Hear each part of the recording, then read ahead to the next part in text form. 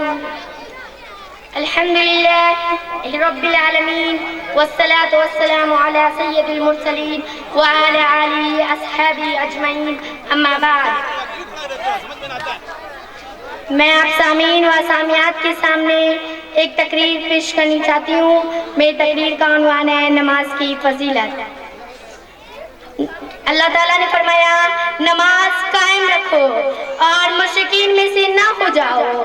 آپ لوگ جانتے ہیں کہ آپ اور ہم جانتے ہیں کہ نماز اسلام کی بنیاد 5 چیزوں پر رکھی گئی ہے.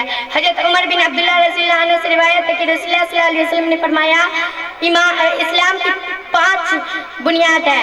پہلا، اس بات کی گواہی دینا کہ اللہ کے سوا کوئی معبود نہیں اور محمد صلی اللہ علیہ وسلم اللہ کے رسول اور بندے ہیں.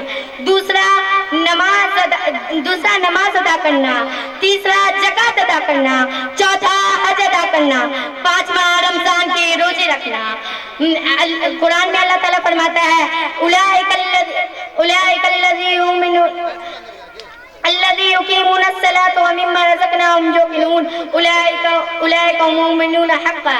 اس کا سادہ سیدھا ترجمہ ہے کہ جو نماز کا پابند ہو اور ہم نے ان کو جو کچھ دیا ان میں وہ خرچ کرتا ہے، وہ یہی لوگ سچے ایمان والے ہوتے ہیں. یہی لوگ سچے ایمان والے ہوتے ہیں. ان آیات سے یہ بات ظاہر ہو گئی کہ حقیقی مومن وہی ہے جو نماز کا پابند ہو.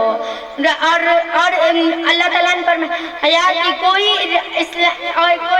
نماز سے روگردانی کرے وہ مسلمان نہیں.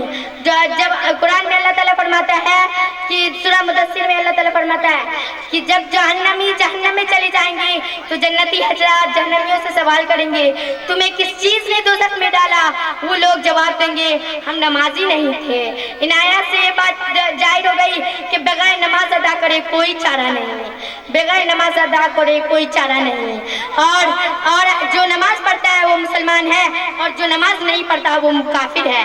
اور صحیح مسلم کے اندر حدیث کے اندر اللہ تعالیٰ رسول اللہ صلی اللہ علیہ وسلم نے فرمایا بین العبد و بین الکفر ترک الصلاۃ، کہ مومن اور کافر کے درمیان فرق کرنے والی چیز صرف نماز ہے. صرف نماز ہے. اور اس دور میں نامی ہنار ایسے بھی مسلمان میرے بھائی اور میرے بہنیں ہیں کہ فجر کے بعد سوئے کھراٹے لیتے رہتے ہیں. جوہر مال و دولت کمانے میں گزار دیتے ہیں. جوہر عیش و عشرت کھانے پینے اور عیش و عشرت میں گزار دیتے ہیں.